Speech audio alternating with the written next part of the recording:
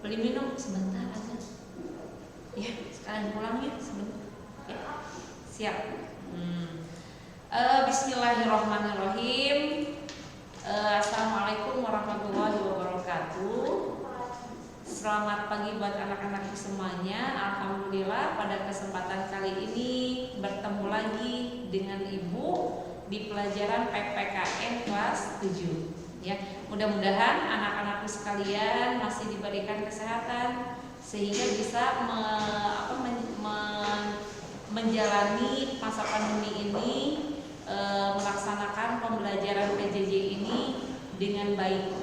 Ya, anak-anakku sekalian, minggu kemarin Ibu sudah menyampaikan bab 1 mengenai perumusan dan penetapan Pancasila.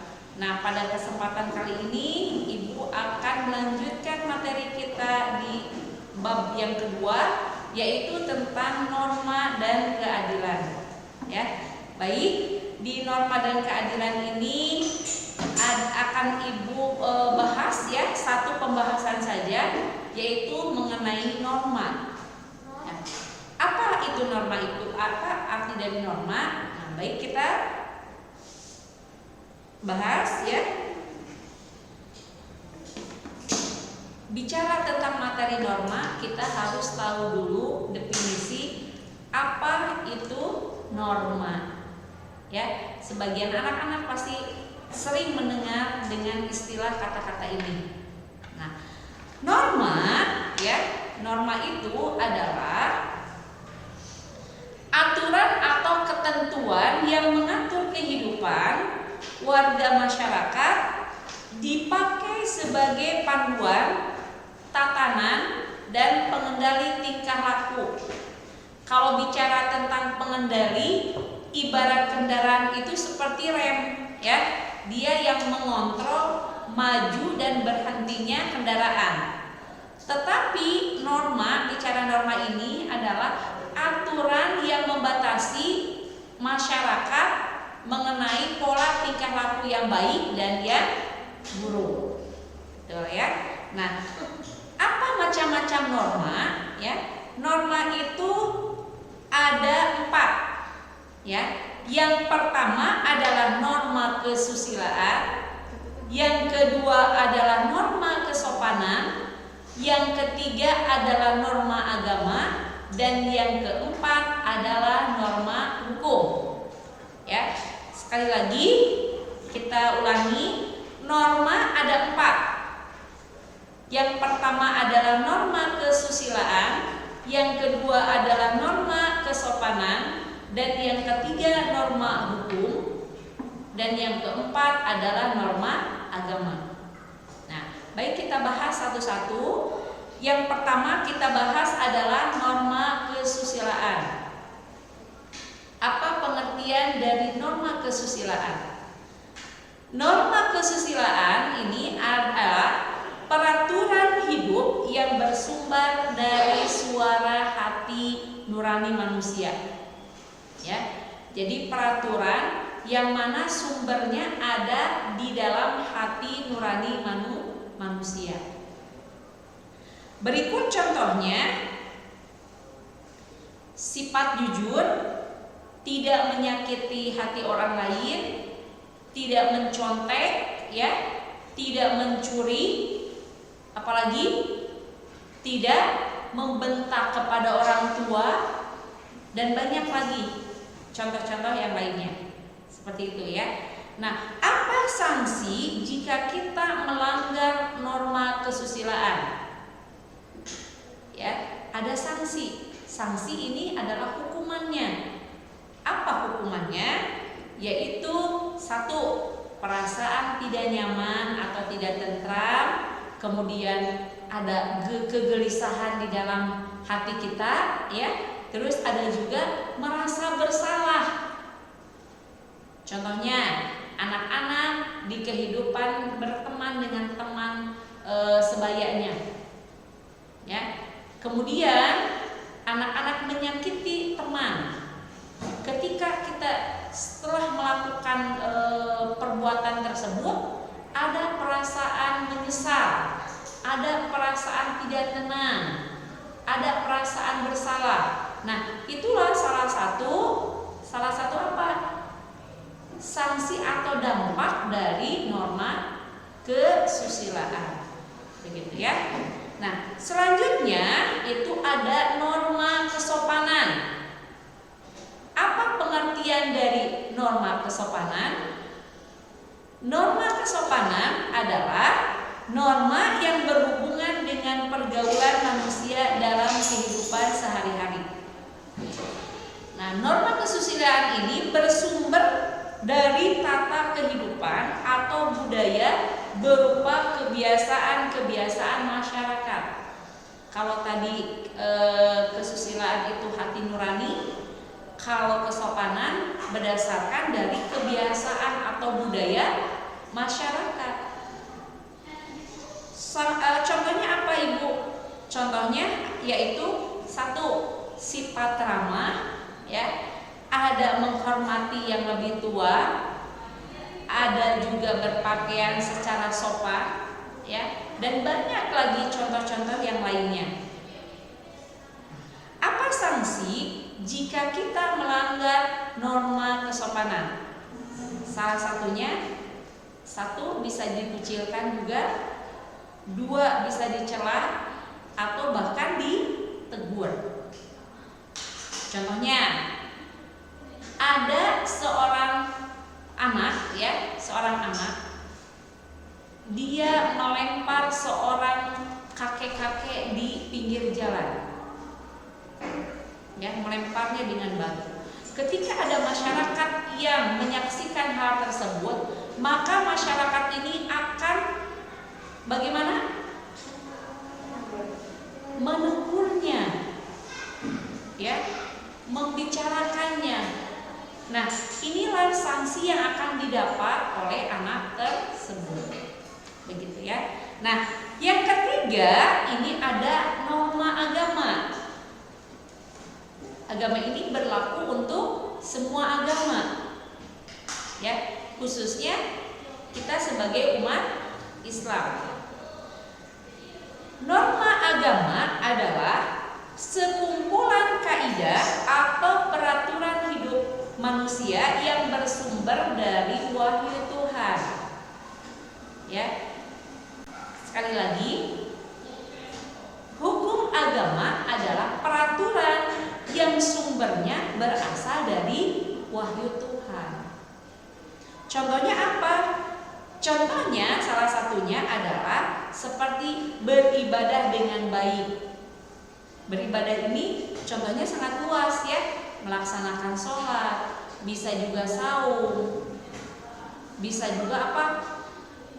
Ibadah-ibadah yang lainnya, banyak sekali. Nah, yang kedua, mengajak kepada kebaikan. Seseorang yang mengajak temannya atau orang lain mengajak kebaikan, maka dia akan memperoleh pahala sebagai hadiah atau rewardnya. Selanjutnya itu adalah mencegah perbuatan keji atau buruk, begitu ya. Nah, di sini contoh-contoh masih banyak, ya, tidak hanya 3, tapi banyak contoh-contoh yang lainnya. Bagaimana jika kita tidak melaksanakan norma agama? Maka di sini ada yang namanya sanksi atau hukuman. Sanksinya berupa apa? Yaitu berupa dosa.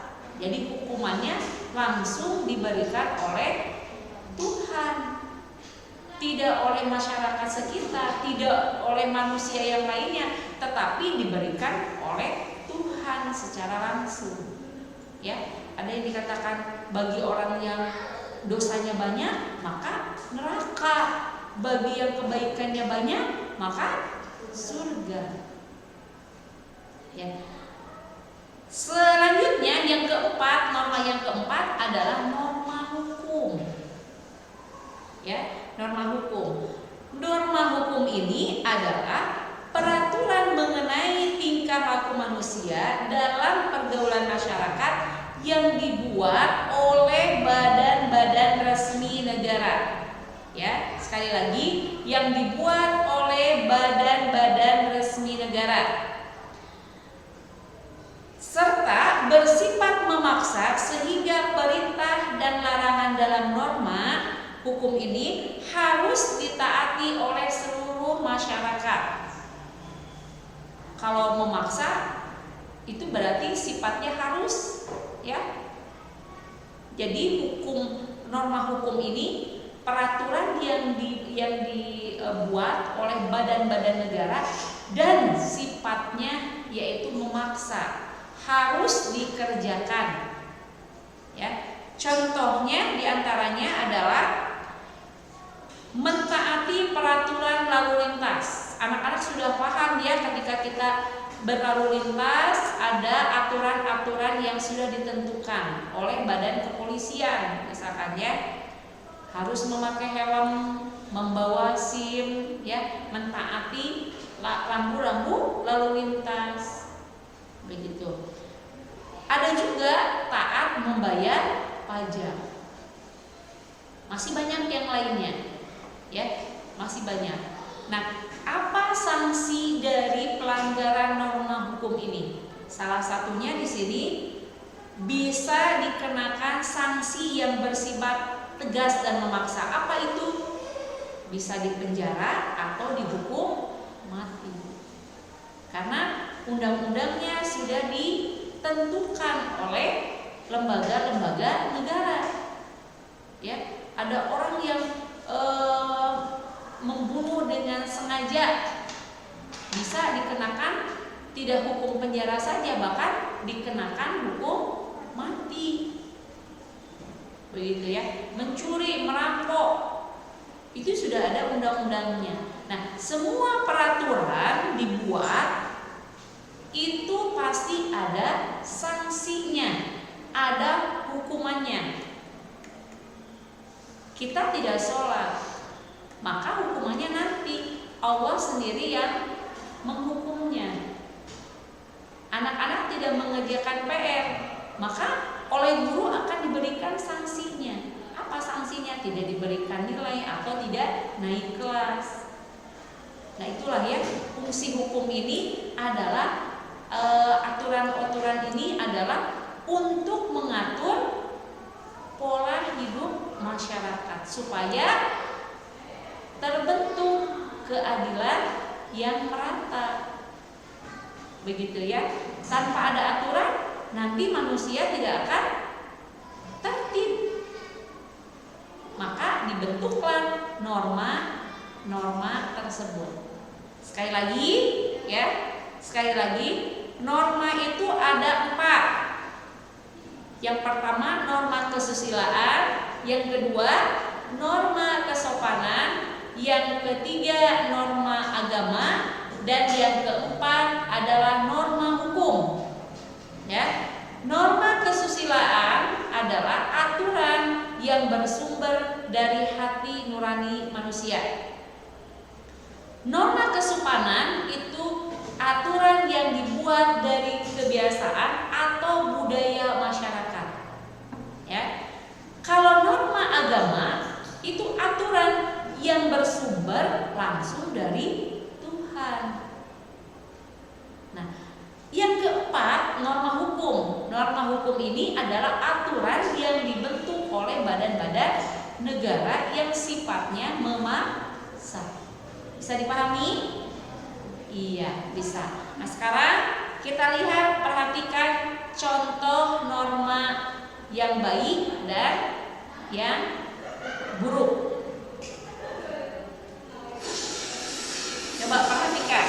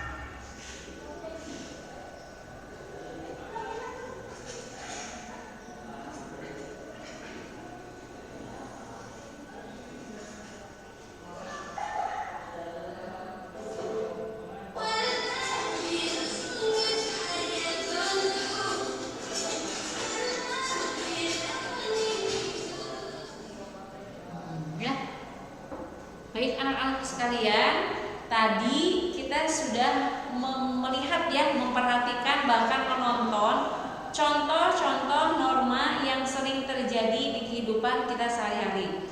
Dan Ibu yakin ketika anak-anak melihat sesuatu kejadian tingkah laku masyarakat yang ada di sekitar kita, anak-anak pasti bisa menilai apakah itu termasuk norma yang baik ataukah sebaliknya norma yang buruk.